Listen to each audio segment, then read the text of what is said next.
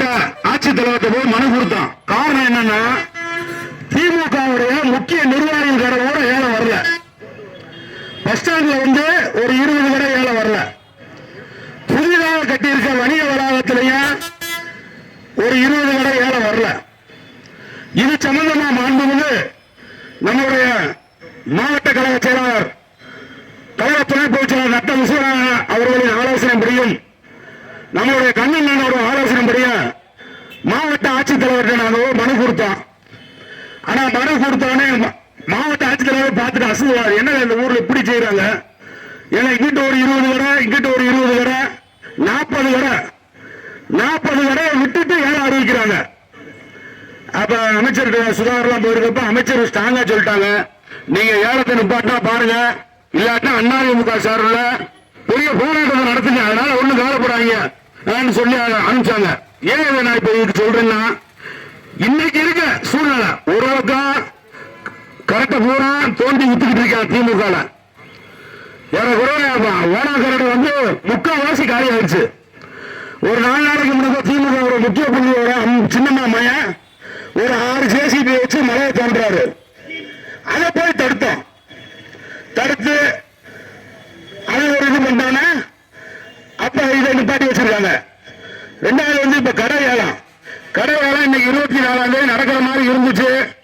ஆனா மாவட்ட ஆட்சித்தலைவர் வந்து ஒரு தவறான ஏலம், இந்த தவறான ஏலத்தை நீங்க நடத்தக்கூடாதுன்னு சொல்லி மாவட்ட ஆட்சித்தலைவர் உத்தரவு போட்டதன் காரணத்தினால இன்னைக்கு அந்த ஏலம் நிப்பாட்டிட்டாங்க.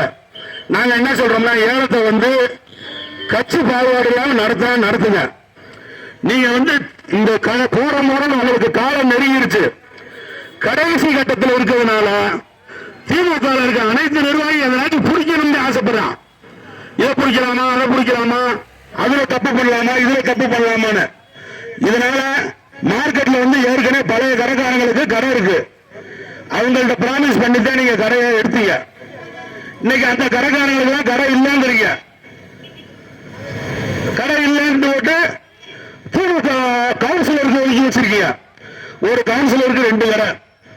ஒரு கடை வந்து குறைஞ்சபட்சம் பேர நடவடிக்கிட்டு இருக்கு. ஒரு கடை வந்து 4 லட்சம் ரூபாய். ஒரு கடை வந்து 4 லட்சம் ரூபாய் திமுக கவுன்சிலர் கொடுத்தரணும். 20 கடை ஒதுக்கியிருக்காங்க.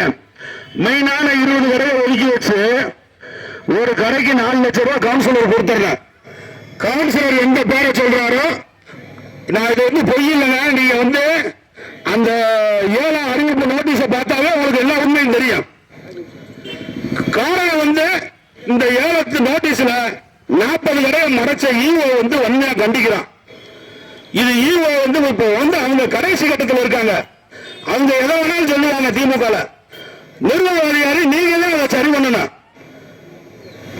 எங்களுடைய அழுத்தமான போராட்டம், அழுத்தமான பிரஷருக்கு பிள்ளைங்க இப்ப ஏலத்தை நிப்பாட்டி இருக்கீங்க. நீங்க அடுத்து ஏலம் வைக்க முயற்சிப்பீங்க. அடுத்த நாட்சிய கரெக்டா வந்து ஒண்ணுக்கு கடை வச்சிருந்தவங்க ஒரு 4-5 பேர் இருப்பாங்க. அவங்களுக்கு கடையை கொடுங்க, பொதுவான ஏலம் விடுங்க. ஏலம் யாருமே ஏலத்துல கலந்துக்கிற கூடாதுன்னு ஏல டெபாசிட் வந்து வரலாறுல இல்ல. 2 லட்சம் ரூபாய் டெபாசிட் ஒரு கடைக்கு. ஒரு சாதாரண காய்கறி கடைக்கான 2 லட்சம் ரூபாய்க்கு எந்த வாங்கலாம்? அது என்ன, அதனோட சூட்சமா என்னன்னா, இருக்க வட்டி கடைக்காரன் வந்து கடை எடுத்துட்டு நீங்க கடை வர உள்வாரைக்கு விடணும்.